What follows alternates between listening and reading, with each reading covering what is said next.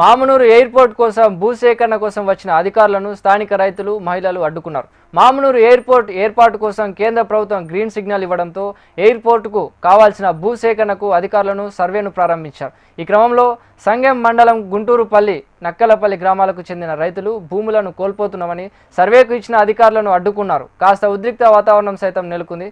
దీంతో పోలీసులు భారీగా మోహరించి మహిళా రైతులు రోడ్డుపై బైఠాయించి భూములు కోల్పోతున్నామని తమకు న్యాయం చేయాలని వేడుకున్నారు. తమ గ్రామంలోనికి వెళ్లడానికి రోడ్డు సౌకర్యాన్ని కల్పించాలని, దీంతో పాటు తాము కోల్పోతున్న భూములకు ప్రభుత్వం తక్కువ ధరను కట్టిస్తున్నారన్నారు.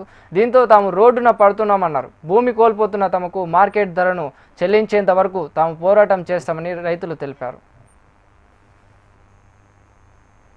మేము గవర్నమెంట్ తెలియజేస్తుంది ఏంటంటే మా ఊరు భూములు కోల్పోతున్నాం.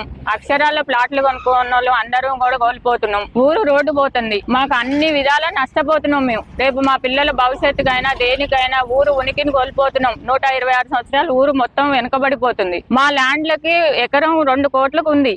మేము ఆల్రెడీ మొన్న 1 ఇయర్ క్రితం మేము 1,20,00,000కి మేము అమ్ముకున్నాం. ఇప్పుడు ఆల్రెడీ గవర్నమెంట్ మేము 50 లక్షలు ఇస్తాం, 60 లక్షలు ఇస్తాం అంటే మేము ఇయ్యం. అక్షరాల్లో కూడా మేము లేఅవుట్ ప్లాట్లలో గజం 13,000, 16,000 వేసి కొనుక్కున్నాం. ఇప్పుడు వీళ్ళు గజాల లెక్క మాకు న్యాయం చేస్తేనే మేము ఒప్పుకుంటాం. లేదంటే మేము కోర్టుకు పోతాం సార్. కోర్టుకు పోతాం, పోరాడతాం, ఎక్కడికైనా వెళ్తాం. ఎందుకంటే మా ఊరు పోతుంది, మాకు జీవనాధారం లేదు, మాకు అన్ని విధాలా నష్టపోతున్నాం. కాబట్టి మేము ఏది ఉన్నా మాకు అన్ని విధాల న్యాయం చేయాలని గవర్నమెంట్ ని కోరుకుంటున్నాం సార్. ఎయిర్పోర్ట్ కావాలి, కానీ మా ఊరిని మాత్రం డెవలప్ చేయాలి. మాకు దారి చూపించాలి. మెయిన్ మాకు దారి ఉండాలి. మాకు దారి లేకుండా ఒక ఆడవాళ్ళు మేము నైట్ ఏ టైం అయినా కానీ 7 o'clock అయినా ఇంటికి వెళ్ళిపోతున్నాం. మేము ఎక్కడికి రేపు రోడ్డు పోయినాక మేము ఆడవాళ్ళు వెళ్ళలేం కదా సార్. ప్రతి ఒక్కళ్ళు కూడా ఊరు నుంచి పాల ఉత్పత్తి ప్రతిరోజు సిటీకి వెళ్తారు సార్. ఇవాళ పాల ఉత్పత్తి కూడా కోల్పోవాలి. ఈ ఊరు జీవనాధారం పాలే. పొద్దున్న లేస్తే పాలు అమ్ముకొని బతికే వాళ్ళమే. అది కూడా లేనప్పుడు ఇక మాకు బతుకుదేరి ఉంది సార్. కాబట్టి మీరు ప్రతి ఒక్కళ్ళు కూడా మేము కోరుకునేది ఎయిర్పోర్ట్ చేయండి, మేము కాదంటలే. కానీ మా భూములకి, మా అక్షరాలు ఉన్న మా ప్లాట్లకి మాకు న్యాయం చేయమని మరీ కోరుకుంటున్నాం సార్. పేరు కొత్తపల్లి అన్నయ్య అండి. మాకు ఇక్కడే 4 ఎకరాలు ఉంది. రోడ్డుకి ఒక బోర్ ఉంది, ఒక బావి ఉంది. 4 ఎకరాలు రోడ్డుకి ఇదే ప్లాట్లు. 10-15 సంవత్సరాల నుంచి తీసుకుంటా ఉంటారు, సర్వేలు చేస్తారు, మమ్మల్ని పిలిపిస్తారు. అట్లా వస్తా ఉంది, పోతా ఉంది. మళ్ళీ ఈ సంవత్సరం ఏం చేశారు? ఈ సంవత్సరం మళ్ళీ ఎమ్మెల్యే గారు, కలెక్టర్ గారు, ఎంపీ వీళ్ళంతా వచ్చారు. 2-3 సార్లు మీటింగులు పెట్టారు. మీకు సరైన రేటు మేము ఇస్తామండి, మీ భూములు ఇస్తారంటే సరైన రేటు మేము ఇస్తే మేము భూములు ఇస్తామండి అని అన్నాం. మరి రోడ్డు సంగతి ఏంటంటే ఈ రోడ్డు పోవటానికి లేదండి అని మేము అన్నాం. ఈ రోడ్డుకి ఇంకో రోడ్డు కనెక్షన్ కలుపుతాం. ఇది ఏ వైపు నుంచైనా మీకు కనెక్షన్ ఇస్తాము.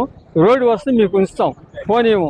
మీ భూములు కూడా మీకు అనుకూలంగా ఈ రోడ్డు పాయింట్ ఉన్నా, ఏది ఉన్నా, ఎట్లున్నా, ఏ వాటికి ఎంత వాల్యూ ఉందో అంత వాల్యూ మీకు ఇస్తామండి అని అన్నారు. ఇంత మటు దాకా నిన్నేమన్నారు? ఎమ్మెల్యే గారు ఏమన్నారు?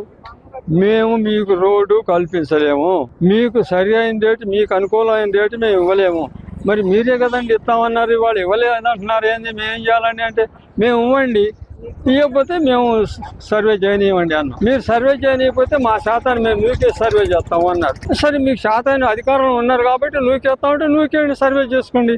మాకేదైనా శాతం చేసుకుంటాం, లేకపోతే ఊరుకుంటాం. మీకు అధికారంలో ఉంది, వాళ్ళు ఎలా పెడతారు, నెట్టేస్తారు. రైతుకి లేదు కదా. మేము ఒక్కటే మీరు నూకేసి ఏంటి? మా భూమి సర్వే చేసుకుంటాం, మమ్మల్ని నూకేస్తామంటే ఏంది? మేము పుణ్యానికి కొత్తగా అగావుగా ఉన్నామా? మాకున్న రేటు ఇవ్వండి, మీకు ఇస్తామన్నాం.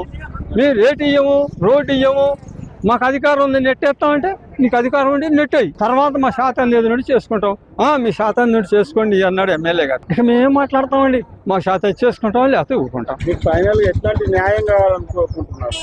ఏం లేదండి, మా రోడ్డు ఉండాలి, ఈ రోడ్డు పోవద్దు. ఏ రోడ్డు ఏ విధంగా మాకు రోడ్డు ఇవ్వండి, మాకు సరైన రేటు కల్పించండి, అంతే ఫైనల్. 3 కోట్లు ఉన్నాయి, 4 కోట్లు ఉన్నాయి. ఇప్పుడు 4 సంవత్సరాల క్రితం 1,50,00,000 అమ్మారు. 5 సంవత్సరాల క్రితం. ఇవాళ వచ్చి మేము అంత ఇవ్వం, ఎంత ఇవ్వని అంటే మేము మాట్లాడతామండి. మాకు సరైన రేటు ఇస్తామండి, బస్ ఫైనల్. అది రోడ్డు కూడా మాకు ఏ విధంగా రోడ్డు ఉండాలి. నా పేరు దున్నాల చంద్రశేఖరు. మాది ఇక్కడనే. నాకు 4 ఎకరాల ల్యాండ్ ఉంది. దీని దగ్గర నుంచే ఎయిర్పోర్ట్ పోతున్నది. రోడ్డు కోల్పోతున్నాము. కాబట్టి ఇది 1930ల ఈ యొక్క నవాబ్ కాలంలో ఈ ఎయిర్పోర్ట్ జరిగింది. అప్పటి కానించి ఇప్పటి వరకు ఎయిర్పోర్ట్ ఇంతవరకు సాధ్యం కాలేదు. గత ప్రభుత్వం 10 సంవత్సరాల కానించి ఇప్పుడు వస్తుంది, అప్పుడు వస్తుంది అని అనుకుంటూ ఈ ఒక భూమి వాల్యూ 6 లక్షల వాల్యూలే ఉంచిండ్రు. అసలు ఏ మాత్రం పెరగలేదు. అమ్ముకున్నామన్నా, కొన్నామన్నా అసలు కొనేటోళ్ళు లేడు, అమ్మేటోళ్ళు లేకుండా అయిపోయింది. దాని కాబట్టి ఇప్పుడు వచ్చి ఈ రేవంత్ రెడ్డి గారి యొక్క ప్రభుత్వం వచ్చినాక ఆయన ముందంజలు ఉండి మోడీ గారి దగ్గర పోయి అన్ని మన ఏర్పాట్లు చేసిండు. ఇదంతా బానే ఉంది. 6 లక్షల వాల్యూ పెంచకుండా మమ్మల్ని అందరూ మభ్య పెట్టుకుంటా ఇప్పుడు ఇక్కడ 3 కోట్ల రూపాయలు ఉన్న వాల్యూను నేను 30 లక్షలు ఇస్తా, 20 లక్షలు ఇస్తా, 40 లక్షలు, 50 లక్షలు ఇదే జరుపుకుంటూ ఈ రోడ్డు కట్టేసరికి ఉన్న వారికి అందరికీ ఎటు పోకుండా మేము ఇబ్బందులు పడతాము. దీని ప్రత్యామ్నాయంగా వేరే రూట్ చూపెట్టి దీనికి ఒక 3 కోట్ల వరకు వాల్యూ ఇవ్వగలరని నేను రేవంత్ రెడ్డి గారిని నమస్కారం పెట్టి నేను ప్రార్థిస్తున్నా. రైతులందరికీ ఏది ఉన్నా సమస్య మేమైతే ఎయిర్పోర్టుకు ఏమాత్రం వ్యతిరేకం కాదు. వస్తే అందరికీ మంచిది, ఉద్యోగాలు వస్తాయి, ఎయిర్పోర్ట్ వస్తే అంత బాగానే ఉంటుంది కాబట్టి